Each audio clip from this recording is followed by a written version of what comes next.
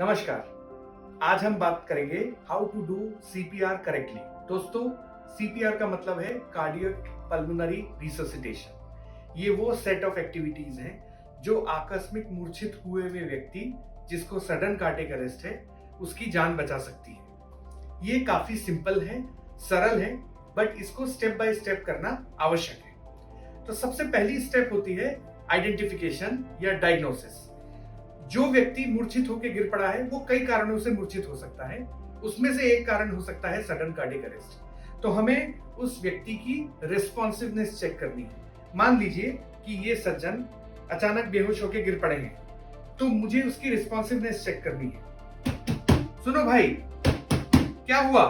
अगर वो व्यक्ति रिस्पॉन्सिव नहीं है तो वो सडन कार्डियक अरेस्ट में हो सकता है और उसको सीपीआर की आवश्यकता है। दूसरी चीज है ब्रीदिंग एफर्ट। तो नाक के आगे उंगली लगा के या फिर पेट के ऊपर हाथ रख के हम ये पता लगा सकते हैं कि वो व्यक्ति श्वास प्रक्रिया ले रहा है या नहीं।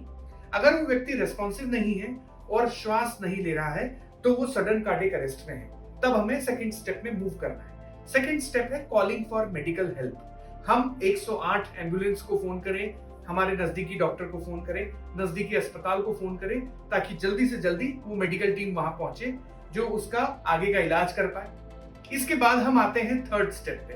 थर्ड स्टेप होती है कार्डियक मसाज। ये सबसे महत्वपूर्ण स्टेप है। कार्डियक मसाज में हम हमारे नॉन डोमिनेंट हैंड को सीधा रखते हैं और उसके ऊपर फिस्ट को, डोमिनेंट हैंड को इस तरह पुश करके छाती के सेंटर की जो हार्ड बोन रहती है जिसे स्टर्नम बोलते हैं, उसके यहाँ सॉफ्ट कॉर्नर पे लाके उसे कंप्रेस करते हैं इस तरह।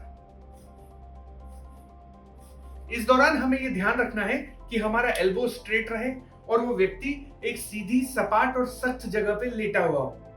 इस मसाज की प्रक्रिया को हमें 100 से 110 प्रति मिनट के हिसाब से करना है।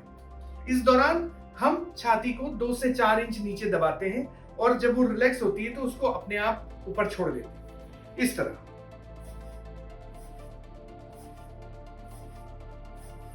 दोस्तों, इस बात का भी ध्यान रखना आवश्यक है कि कंटिन्यूअस चेस्ट मसाज देते देते आप थक सकते हैं, तो उसमें रोल चेंज करके, जैसे आपका कोई साथी साथ में खड़ा हो वो मसाज करे जब आप थोड़ी सांस ले लें, फिर कोई तीसरा व्यक्ति करे। इस तरह वो चेस्ट मसाज को कंटिन्यू रखना है। चेस्ट मसाज बहुत महत्वपूर्ण इसलिए है क्योंकि वो हमारे फेफड़ों में ऑक्सीजन युक्त ब्लड को ब्रेन की ओर धकेलती है।